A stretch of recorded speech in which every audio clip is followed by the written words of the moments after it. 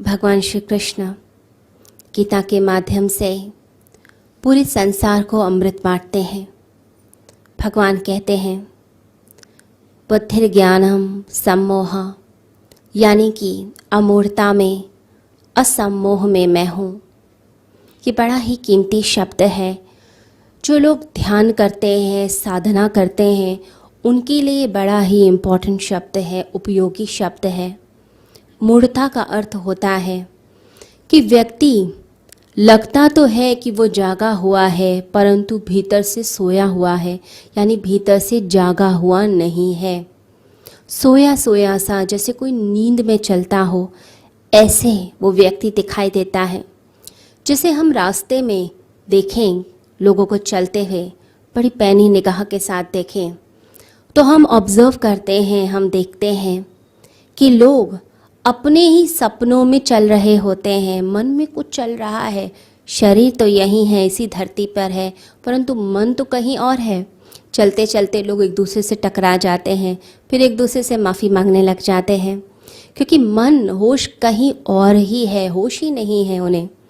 कोई व्यक्ति गाड़ी में जा रहा है, कोई फ़ोन भी नहीं कर रहा, लेकिन अकेले अकेले बड़बड़ाते हुए जा रहा है, मन उसका कहीं और पहुंचा हुआ है। तो होश में व्यक्ति नहीं है। ऐसा लगता है कि जैसे कि सपनों की दुनिया में चल रहा है। हर समय सपने, हर समय एक बेहोशी की अवस्था। 24 घंटे ऐसा लगता है कि होश में भी है या नींद में चल रहा है। तो 24 घंटे सपने, विचार, तरह तरह के चित्र हमारे अंदर चलते जाते हैं, और ऐसा लगता है कि जैसे इनके ऊपर तो हमारा कोई ज़ोर ही नहीं है, हमारा कोई कंट्रोल ही नहीं है। कोई चीज़ मन में आ गई, कोई विचार आ गया, अब वो लगातार चल रहा है। कोई सपना जैसे चल रहा हो और व्यक्ति उसमें बहता चला जा रहा है। और सपने आते कब हैं? सपने आते हैं जब कोई नींद की अवस्था में होता है। तो जो व्यक्ति ऐसे विचारों में, सपनों में गुम है, यानी कि वो एक निद्रा की अवस्था में है, वो जागा हुआ नहीं है, होश में नहीं है। जब हम दिन में काम करते हैं तो उलझनों में व्यस्त रहते हैं, तो उस समय वो सपने हमारे थोड़े ढक जाते हैं, परंतु अंदर से वो सपने चल रहे हैं। जैसे कोई अंडर करंट अंदर चल रहा हो। जैसे सरस्वती नदी के लिए कहा जाता है कि भूमि में नीचे बहती रहती हैं, तो ऐसे ही वो सपने अंदर बहते ही जाते हैं, विचार अंदर चलते ही जाते हैं। हम दिन में आकाश की तरफ देखें तो तारे हमें दिखाई नहीं देते हैं, क्योंकि रोशनी होती है, सूर्य की रोशनी बीच में आती है, परंतु रात्रि में वो तारे फिर से उपस्थित होते हैं। तो लगता है तारे कहाँ चले जाते हैं। तारे कहीं नहीं जाते, वो तो वहीं रहते हैं, पर सूर्य की रोशनी ने उनको ढक दिया है। ऐसे ही जो सपने हैं वो लगातार चलते रहते हैं, विचार लगातार चलते ही जाते हैं, चित्र भीतर उभरते जाते हैं, और व्यक्ति उसी खुमारी में चलता चला जाता है। दोपहर में जब हम बैठ जाएं किसी सोफे पर या किसी आराम कुर्सी पर, तो आंखें बंद करते ही अनेक तरह की छवियां उभरने लगती हैं, अनेक तरह के विचार, सपने आने लग जाते हैं। भगवान बुद्ध के पास जब कोई व्यक्ति साधना के लिए जाता तो भगवान उससे प्रश्न पूछते, क्या तुम्हारे सपने आने बंद हुए या अभी भी सपने आते हैं? तो वो व्यक्ति जो आंसर करता, उस पर उसकी साधना डिपेंड करती थी। भगवान बुद्ध कहते कि यदि सपने अभी भी आ रहे हैं, इसका मतलब है बहुत काम करना बाकी है, तुम्हें अब बहुत मेहनत करनी पड़ेगी। और सपने आने बंद हो गए हैं, होश है, तो फिर काम कम करना पड़ेगा, बात जल्दी बन जाएगी। तो लोगों को होश कहाँ है? निद्रित अवस्था में रहते हैं। तो मूढ़ता की बात जो भगवान कर रहे हैं, मूढ़ता यानी कि निद्रित अवस्था, ये हर मनुष्य के साथ हो रही है। हर समय एक निद्रा की अवस्था है। 1 मिनट भी आपको बोला जाए कि आपने सिर्फ 1 मिनट के लिए आइज़ क्लोज करके, आंखें बंद करके आपने ध्यान करना है, कोई विचार नहीं आना चाहिए, एक भी विचार, एक भी थॉट ना आए, तो क्या होता है उस 1 मिनट के अंदर पता नहीं कितने तरह के विचार आ जाते हैं, कितनी तरह की बेहोशी मनुष्य को पकड़ लेती है, नींद सी आने लग जाती है, अंदर अलग अलग चीज़ें उभरने लग जाती हैं। 1 मिनट भी हम अपने आप को साध नहीं सकते हैं। किसी से कहा जाए कि आपने आंखें खोलकर सिर्फ घड़ी को ही देखना है और कोई विचार नहीं करना, उसमें भी हम फेल हो जाते हैं, उसमें भी विचार आते हैं। किसी से कहा जाए बंदर का ध्यान नहीं करना, तो बंदर का ही ध्यान आने लग जाएगा, तरह तरह के बंदर मन में आने लग जाएंगे, वैसी चीज़ें आती हैं। तो कोई कंट्रोल हमारा स्वयं पर नहीं, कोई होश का दिया नहीं जला हुआ। कहते हैं कि 3 से 4 बजे के बीच सबसे ज़्यादा एक्सीडेंट्स होते हैं, सबसे ज़्यादा एक्सीडेंट्स होते हैं उस समय। तो साइकोलॉजिस्ट पता लगाने की कोशिश कर रहे थे कि ऐसा क्यों, उसी समय क्यों।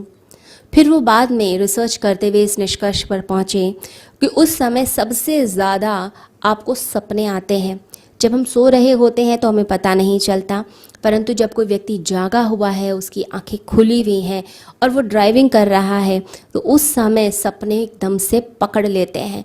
तो कई बार ट्रक ड्राइवर से पूछा गया ऐसा क्यों, तो उन्होंने कहा मुझे खुद हैरानी होती है, मेरी तो आंखें खुली हुई थी, मैं तो जागा हुआ था, ये अचानक से ऐसे कैसे मेरे साथ हो गया, मुझे तो खुद नहीं समझ आ रहा।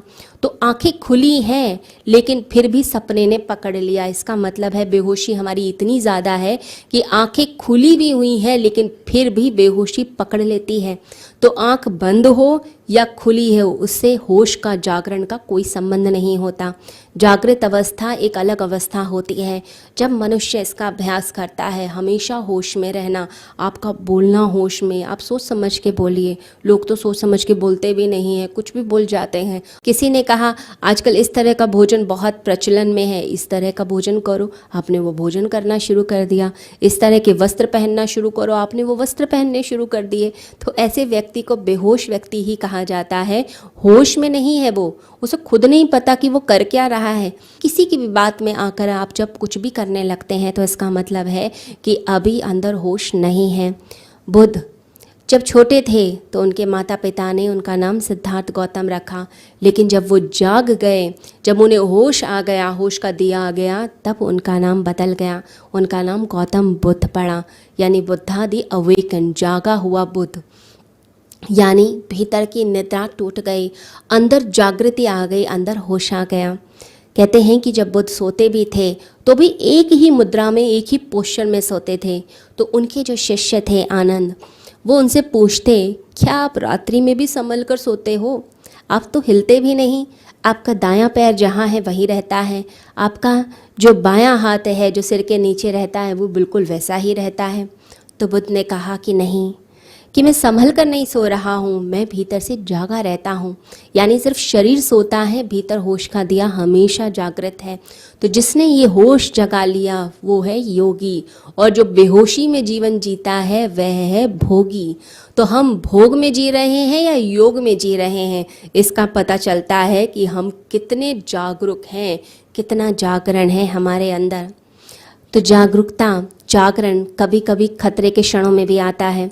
जब एकदम से कोई इमरजेंसी आती है तो हम एकदम से पूरे होश में आ जाते हैं, पूरे जाग जाते हैं, और जब हमारा जीवन आरामदेह चल रहा होता है तब हमें पता भी नहीं चलता कि हो क्या रहा है हमारे साथ। कहते हैं कि एक जैन फकीर बोकोजू ने एक प्रयोग किया। एक राजकुमार को कहा कि 100 फीट ऊपर पेड़ पर चढ़ जाओ। जब वह ऊपर चढ़ गया और वापस नीचे उतरने लग गया, तो जब 10 फुट की दूरी रह गई थी तब गुरु ने चिल्लाना शुरू किया, संभल कर। जब वो वापस आया तो उसने गुरु से पूछा कि जब थोड़ी सी दूरी रह गई थी, ज़मीन पास थी, तब क्यों मुझे जगा रहे थे, तब क्यों मुझे एडवाइस कर रहे थे?